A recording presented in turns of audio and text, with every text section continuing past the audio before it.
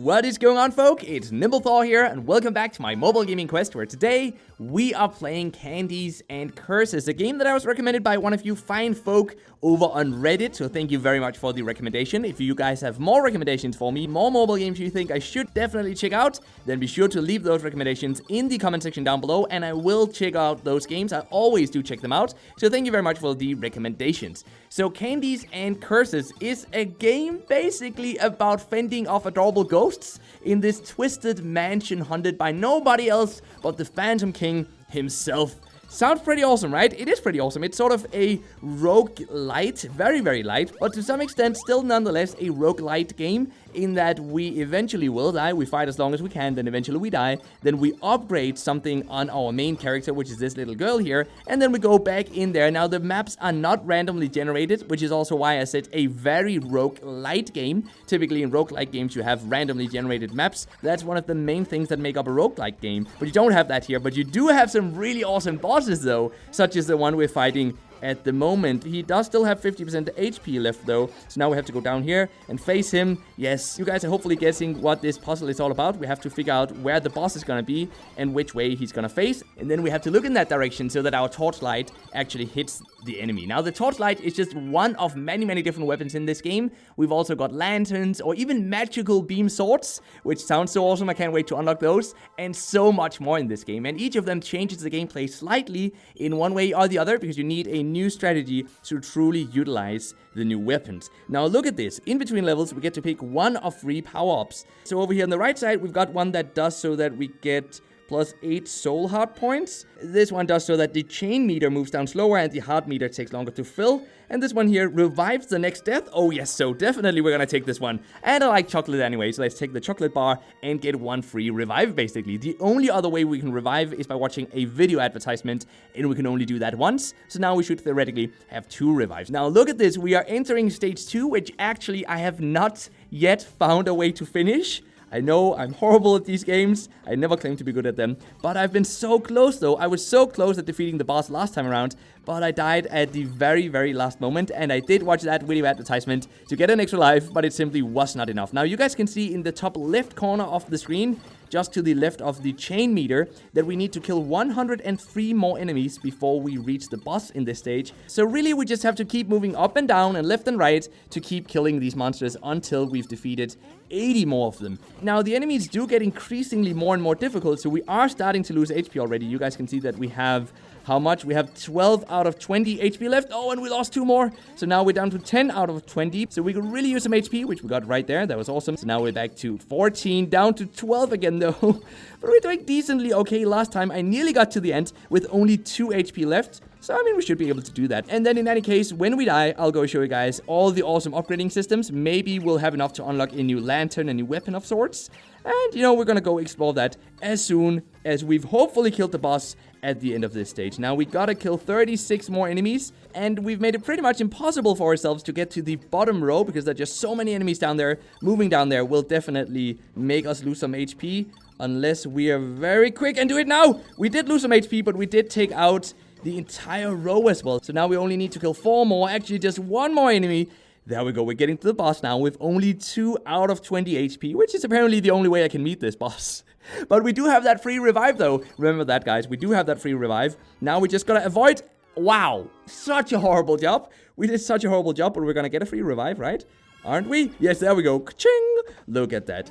So now we've got 20 HP. We should have a pretty fair chance of defeating this guy. Let's move down here and hopefully be able to attack him. Yes, that took out 4 of his HP, but we're down to only 8 HP left, though.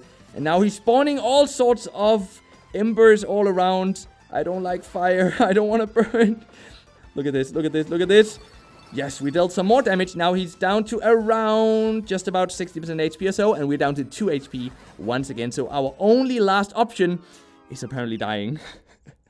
No, I wanted to say our only last option is to watch a video advertisement, but it looks like we're not even gonna get that option, though. We are leveling up, but it looks like you can only get 1 revive no matter what. I like that. The game is hardcore. The 8-bit style is just amazing. I can definitely recommend you guys to check out this game for yourselves. The download links can be found, as always, in the description box down below. Now, look at this. We have two main currencies in this game. We've got souls, and then we've got candy. And both of them we use to either upgrade our weapon or unlock new charms that give us special powers, such as, for example, this one here, which increases the chance that defeated monsters drop ectoplasm by 2.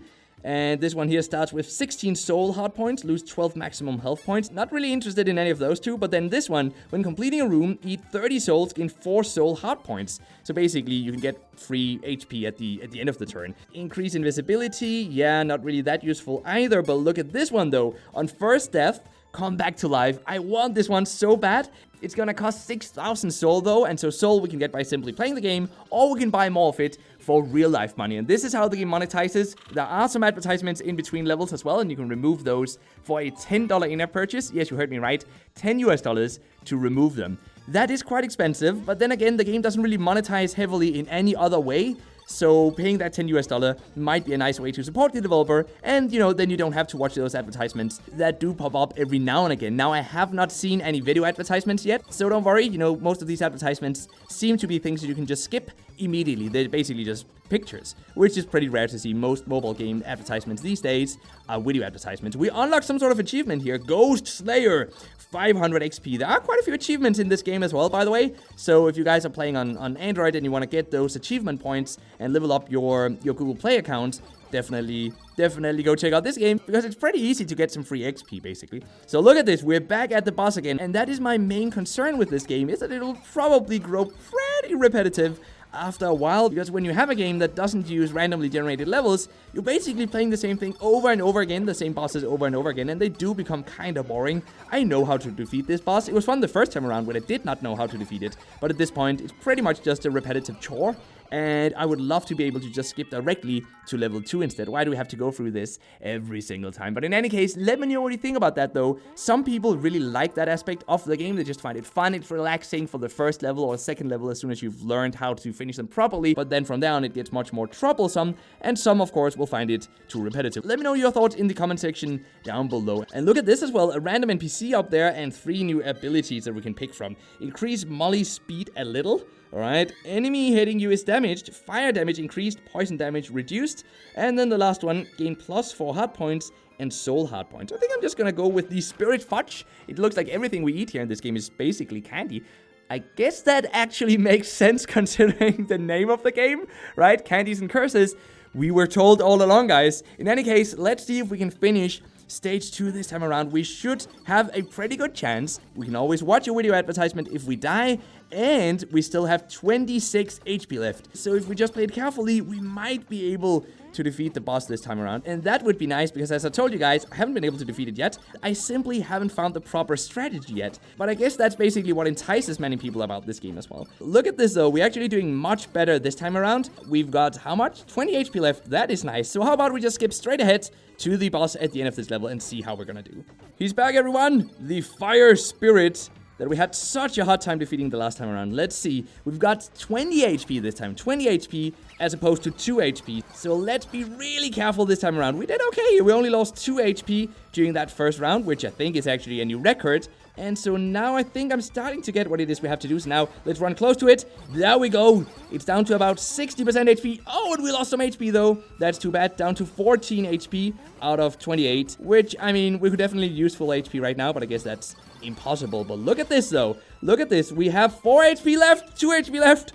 Oh no, and he's only down to 50%? How are we ever going to be able to do this? Anyway, guys, I guess that's going to be up to you to answer, because I simply cannot defeat even stage 2 in this game. I'm that bad at it. So let me know if you are any better. Download links in the description box down below. And now for the mobile gaming news of the day, which is that politicians in the US have started discussing a new bill that would basically classify loot boxes as gambling if they're present in games that target kids at least. This, of course, follows some European countries who have already banned loot boxes, and I think that we might very soon see a global ban on loot boxes in games that target kids under 18, which I suppose is really most games these days, right? And honestly, I'm fine with that. Gambling shouldn't be taught to kids, and oftentimes loot boxes are basically just gambling if we have to be honest with ourselves. But that's just my opinion though. What do you think about loot boxes? I'm sure you'll let me know in the comment section down below. And until next time, just keep gaming, stay awesome, and I'll see you guys around.